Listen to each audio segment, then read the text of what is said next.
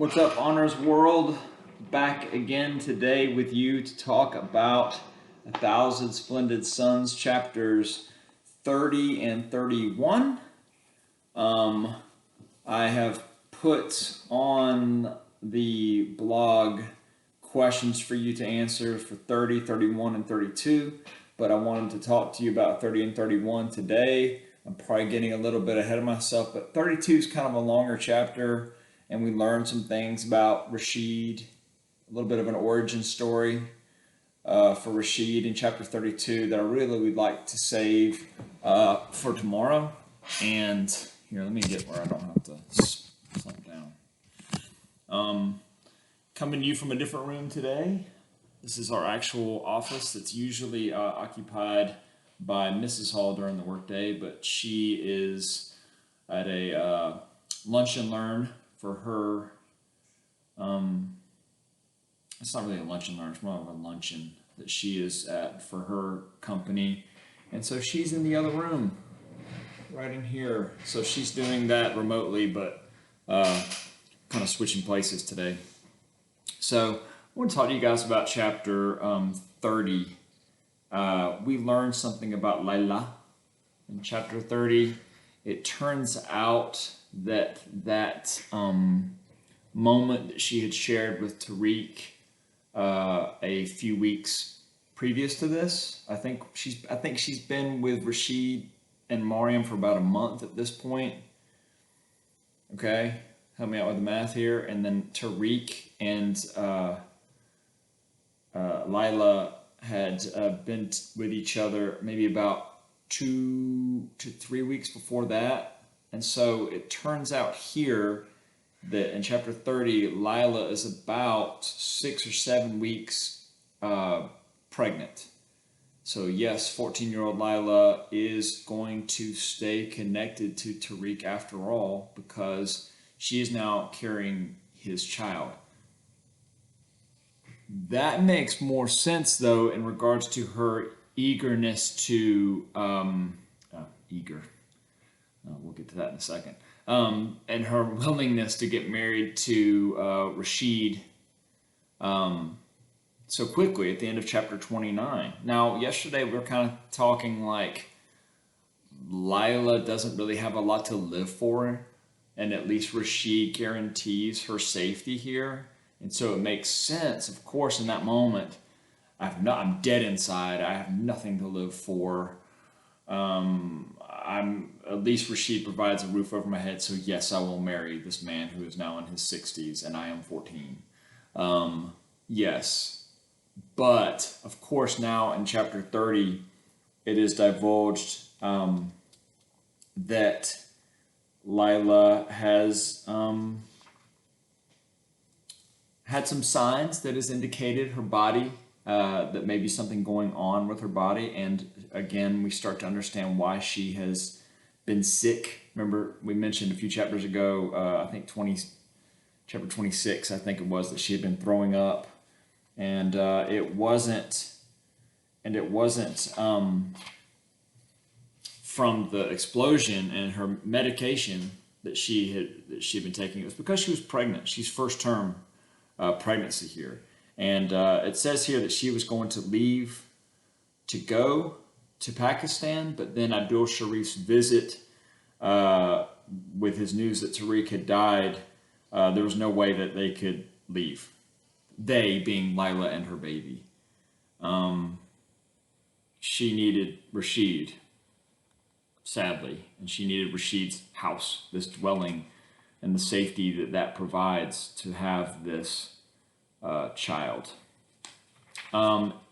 Again, I don't want to do the math for you, but if you're Laila here, you're spending the evening with your new husband, Rashid, now all of a sudden is very urgent.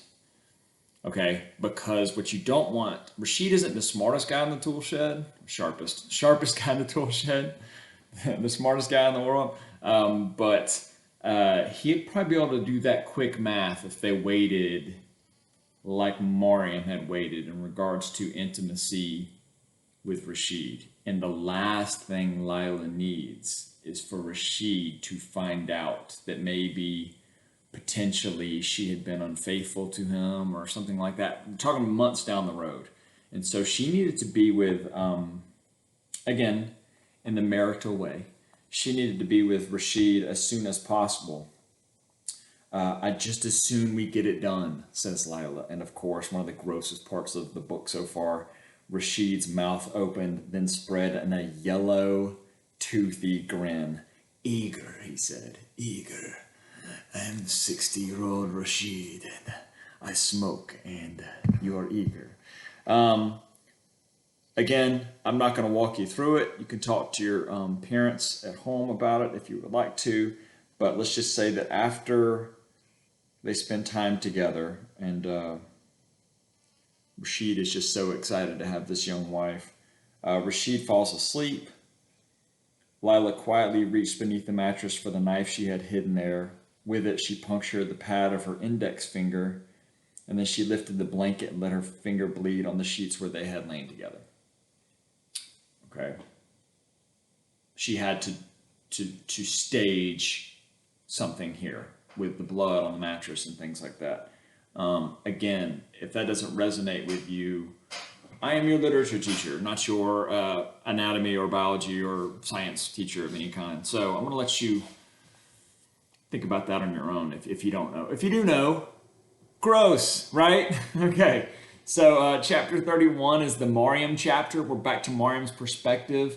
This is where basically Rashid lays out for Laila his rules.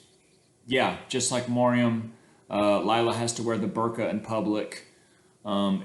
It's a wife's face is only meant for her husband. So basically, he's going to treat her in the way that he used to treat Mariam in regards to going out in public. You have to go to the store and that's it. Mariam is here. Notice Rashid. Rashid is kind of street smart because what he's doing is, says Mariam will be the ears, the eyes and the ears of the house. And Mariam will always be able to keep watch on you, and she'll tell me if you get out of line. And what he's doing there, he's smart here, because what he's really doing there is he's pitting Laila against Mariam and Mariam against Laila to where they are against each other here. And if they're rivals, then they won't be able to collude together and come up with a plan together as maybe Rashid had thought that through. But if they don't like each other, okay, and if he has good old Volga, reliable Mariam there to spy on Laila, then of course they're going to be oppositional. Okay, and that doesn't take long here. I won't be your servant, Mariam said. I won't. You may be the palace Malika and Mia Dehati, but I won't take orders from you. You can complain to him, and he can slit my throat. But I won't do it. Do you hear me? I won't be your servant. Mariam says, I would rather Rashid come here and beat me silly and slit my throat before I take anything off of you. So she's willing to die on this hill, literally. Mariam is not going to be servant or slave to Laila, and she makes that very clear. And Laila, of course, is now kind of afraid of Mariam. She's like this young, I'm just 14, I'm new here, you're in your 30s, and you're scaring me. You feel bad for Laila here because she's pregnant. No one else knows that yet. She's pregnant, and she just lost everybody and everything she's ever had. And now she's in this strange house with these strange people, and she's going to welcome a child into this earth, into this world. And I guess what she really needs here is some understanding, some maybe at least friendship, companionship of some kind. I think it would be better if her and Mariam are friends, but man, that's not going to happen. In fact, one of the great endings of all the chapters, the girl, Laila, after getting chewed out and after getting her chores and after, hey, this is what you're going to be doing, this is the rules of the house that she gets from Mariam. Mariam, kind of that wicked stepmother almost here. Don't worry, Mariam's still awesome. She comes around.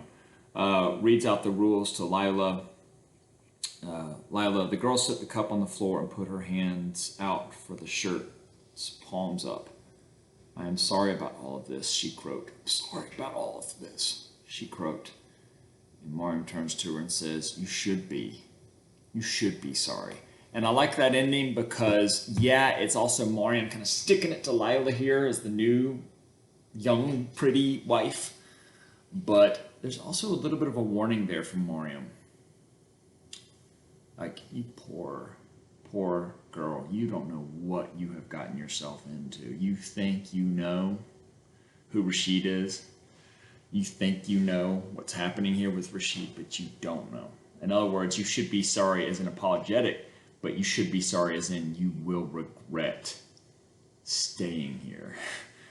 It's almost like she's saying it would have been worth the risk to run to Pakistan here. And if she dies, she dies. And of course, Mariam would probably recommend that. But what Mariam doesn't know is that Laila is pregnant, and of course that complicates matters. Interesting chapter is chapter 32, and I know I'm over time here, so sorry. So sue me. I'm over time every day now, basically. But the book is so good. There's a lot to talk about. Chapter 32 is interesting. Let me know what you guys think about that. 32, we get a little more backstory on who Rashid is. We know a little bit about him based off what was read to us earlier in the book about his strict upbringing and his first wife who had died in childbirth and his son who had passed. But we fill in the blanks there a little bit more. So I want to talk to you guys about that tomorrow. I probably am going to post some questions for Thursday. I will not post any work for you Friday, so don't worry. I'm not going to post. I'm not even sure I'm going to post a blog on Friday.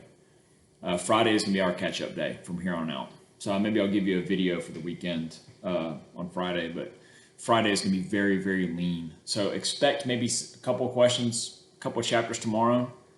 I think I've given you through 32. So I don't know, maybe tomorrow 33 and 34. I have to look how long the chapters are. At most through 35. But we'll just kind of see how long these chapters are as we get into these. Anyway, I hope you're enjoying the book so far. I'm enjoying teaching it to you, even though we are miles apart here. Okay. It's been fun reading it again with you. And, these are so many rich characters and such an interesting storyline. I hope you guys have been enjoying it. So, of course, for those of you that are option A or option B, these videos are always free, as is the blog and the questions. So you're always free to research as much as you want to and hit me up with any questions you may have. Long video today, sorry. I don't know. I don't know what to tell you. I don't really have an excuse for that. But I will end it before 13 minutes. How about that? Talk to you tomorrow. Bye.